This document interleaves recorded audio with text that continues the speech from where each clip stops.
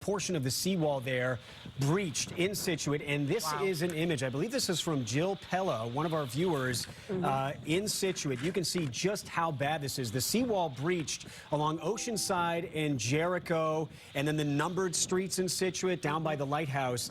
This is really bad. We get flooding in Scituate pretty frequently with a big storm like this, but you can see this is major flooding along Scituate right now. We have seen similar scenes in Marshfield. Jim Smith was just showing us in Quincy as well. We've seen it in Salem, in Eastham, on the Cape. So everywhere you go along the coastline right now, the waters are coming in, and especially with the seawall breaching there in Scituate, it is pretty intense. Yeah, we have word of downtown Plymouth being flooded, and Eric was mentioning cars floating a little while ago, so this is getting to be a really serious coastal situation.